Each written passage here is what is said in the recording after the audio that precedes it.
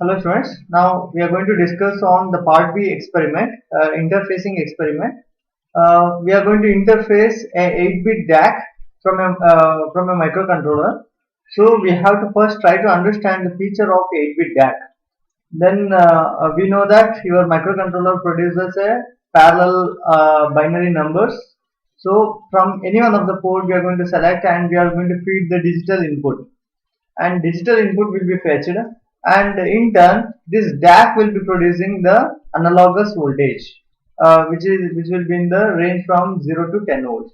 Let's try to understand, and also we are going to see the hardware configurations as well as the coding part, and we are going to generate a different waveforms, say sinusoidal, triangular and square.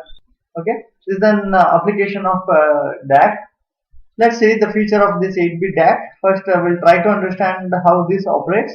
Later, we're going to see the hardware part, how we are going to interface this, and what is the coding part also. Okay.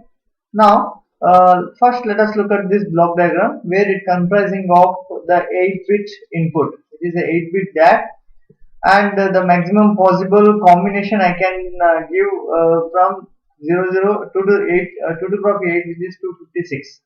256 total combination is possible, okay, because of this 8-bit DAC, and the output can be tapped from any one, channel 1 or channel 2. So it can produce the maximum analog voltage is 10 volts, and since it's a 8-bit DAC, the maximum possible combination I can apply at the input side is 256 combination is possible. So in the hexadecimal we can represent either from 00 to FF, so minimum to maximum range. Okay, output can be taken from any one of this channel, channel 1 or channel 2.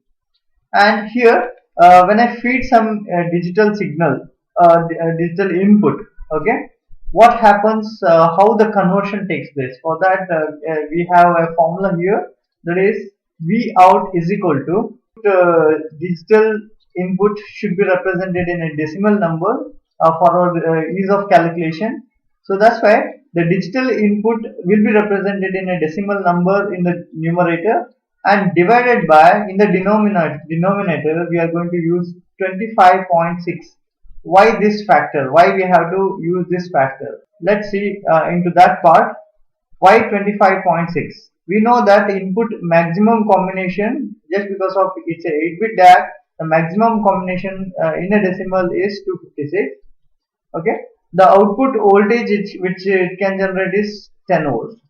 So 256 divided by 10, so it gives a total step size 25.6. So in this way, this factor is included in the denominator. Let's see some examples. If input is a 00, which is in hexadecimal, let me represent in 0 in decimal, and when I substitute here by using this relation, I'm going to get 0 volts at the any one of this channel.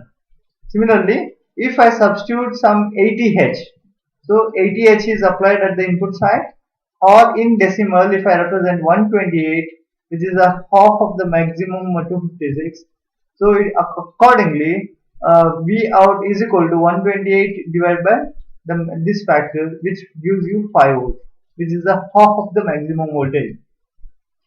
So these are all some basic math as well as the features of DAC. Let's see in the lab you have in the part B experiment you have this DAC experiment. You have to interface DAC with 8051. To do that, you can see here the DAC kit, which is a EDA board, is here, and this is a RS232 cable. After executing in your PC, the hexa file will be dumped through this RS232, which is a serial communication. Now the program will be burned in this ROM inside the microcontroller. After that, when I want to interface with the DAC kit here, so we need a FRC cable. FRC cable is connected here, which is a flat ribbon cable. Okay, and both requires power supply. So for that we have connected a power supply kit, and from here one cable is connected. We have connected a power supply here. Okay, and as I mentioned here, it has got two channel. You can you can tap the output from any one of this channel, which gives the analogous voltage. I have already connected to one of the channel, and which is connected using a probe, and which is again connected to the output device CRO, cathode ray oscilloscope. Here we are going to see the different voltages. We can measure here with the time interval. In this way, the hardware setup is done here. Now let's try to understand how we can generate a square wave by using a DAC kit. So for that, the left side you can see here, this is the code part, and in the right side the output being shown over here. Let's try to understand the code part first, where it comprising of the main program as well as the sub program. Now the first instruction, the maximum FF is moved to the port 0. So which in turns the port 0 is connected to the DAC input. DAC produces a equivalent analog voltage for the input. So how it produces? We know that when I feed the maximum value to the port 0, through the port 0 it is connected to the DAC kit, and this DAC kit converts the FF value to the maximum voltage, which is 10 volts. So in this way you can observe the CRO window here, whatever the output will be seen, which is depicted here, is shown here. Kindly see here, observe how we have generated the square wave. So that means immediately your DAC producing the maximum voltage, that is a 10 volt at this interval, say T0 interval. Okay, then I am calling a delay. So the purpose of calling a delay here means I want to be generating the 10 volt for certain time, certain interval. So this will last for as long as this delay will be executed. So the moment when the delay execution overs, immediately it comes back to the main program, and the minimum value will be loaded to the port 0. Immediately this will be moved to the DAC kit. In turn it will be generating 0 volts. So this transition happens immediately. So in this way we are generating the square wave here, and again we are calling delay. That means this 0 volt will be last as long as this program will be executed. Goes back to the main program, there where we have written a unconditional branch statement. It goes back and again it moves to the maximum value. Again transition happens, again calling a delay. So in this way we are generating continuously the square wave. If I want to vary the pulse on period and off period, it is very easy. Here in the delay program you have to feed a maximum value. In this way you can generate, you can vary the width of the square wave, the on and off period. Now let's concentrate on how we can generate a triangular wave by using a DAC kit. I have written here the coding part, and the output will be in this form, which is a triangular form. In order to understand this, let's divide this into two halves. How the increasing slope will be discussed first. Later, how we can generate the decreasing slope. And in the code part, which particular set of instruction will be helping us to generate increasing slope, and also the remaining the decreasing slope also, which particular part of the program will be doing that. I will try to understand one by one. You can observe here the counter is used here. The R2 acting as a counter, we are moving the some value FE. Okay. Now immediately the next instruction will be the 00 count 00 value data will be moved to the accumulator, and which in turns move to the port 0. So from port 0 we have connected to the DAC kit, and look at here. When A is moved with the 00 value, which is moved to the port 0, in turn which is connected to the DAC, and Vout is, DAC is going to generate the 0 volt at T0 interval. Say at this point it is generating a 0 volt. So it is here now. So now the next instruction is increment A. Increment happens in this T1 interval, where A becomes 1, which is moved to the port 0, in turn moves to the DAC, and it is going to generate now a small incremental voltage, that is 0.0396 volts, which is a very small incremental voltage generated during T1 interval. which is infinitesimal increment. A very small increment happened now. Okay, at the t1 interval, the increment happens till R2 becomes 0 from FEH. So there is a counter here. So this particular loop will be continuous till this becomes 0. R2 becomes 0. That means when R2 becomes 0, when this reaches to the this position or this point, peak point.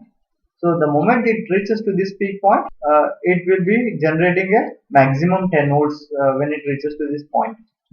Okay.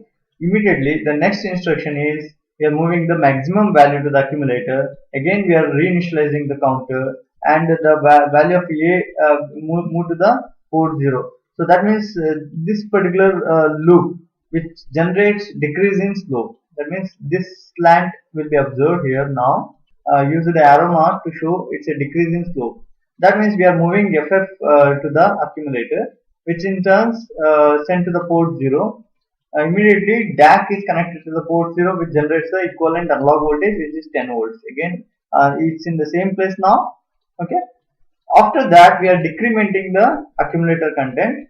So after decrementing, accumulator content becomes FE, and which is moved to the port 0. From the port 0 to the DAC device. So DAC which generates the equivalent voltage, which is very small decremental change happened, 9.92 volt.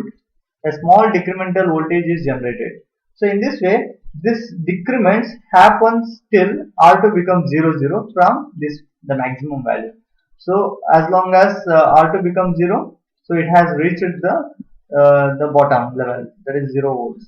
So in this way, the triangular wave, the incremental slope and decremental slope been generated by using the two loops here. The first loop will generate the increment of slope, and the second loop will generate the decrement of slope. Now let us try to understand how to generate a sinusoidal waveform. So in order to understand this working, first we have to understand the basic math behind this. What all the math behind this? So let's say I want to generate a sinusoidal for a different instance, say 0 degree, 30 degree, 60 degree, likewise till the 360 degree. So in order to generate this angle, we have to find out what is the equivalent voltage for this and how I can convert back to the decimal value. So all this calculation first we have to understand. So which is written here. First let's try to understand with this what is this formula. Say I want to find out what is the V out for a particular angle. So for that this formula is used, where this 5 volts is used to set the reference axis at the half of the screen.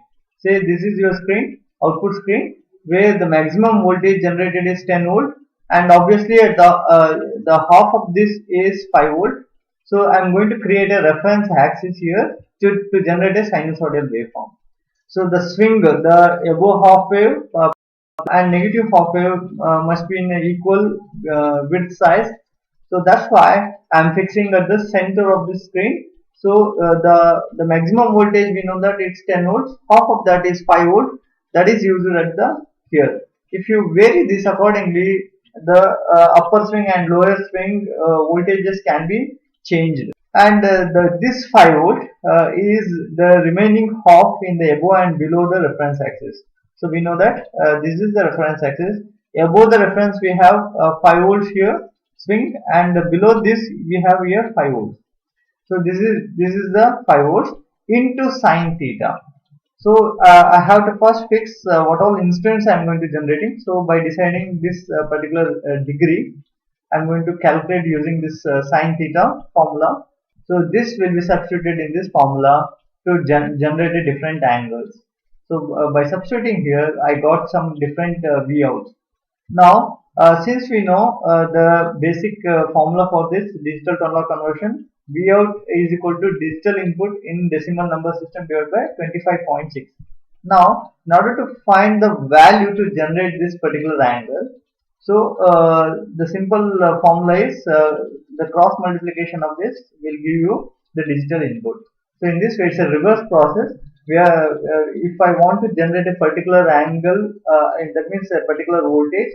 So it's a reverse process. Now we are using what value need to be fetched. So in this way, so the whatever the V out we obtained by calculating using this formula into 25.6, so which will give the digital input. So in this way, for different voltage to generate different voltage, in turn to produce different angle, we have to feed these values.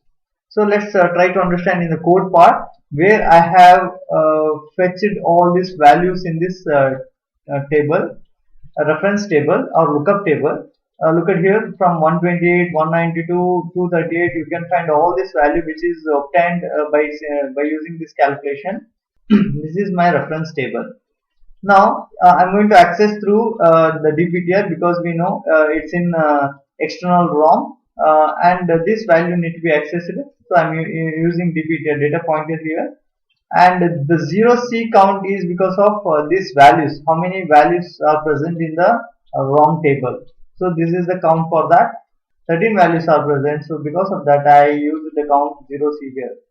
And to access the external ROM, I'm clearing the accumulator and I'm using indexer addressing mode, and I'm accessing through accumulator. The accumulator content, first it is having 128. Now it is accessed from the table, and which is moved to the port 0, and from port 0 it is connected to the DAC kit through the FRC cable, which is moving the accumulator content to the port 0. That means 128 digital input is moved to the port 0, and from port 0 to the DAC kit, and which in turn the DAC kit produces 5 volt at a particular interval. So the 0 degree is generated here.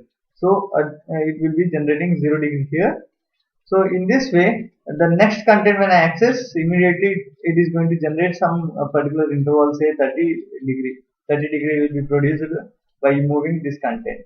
So in this way, I'm going to access the table, and the data, whatever the data is moved to the port 0, in turn moves to the DAC kit, and DAC kit produces a particular voltage in a different interval.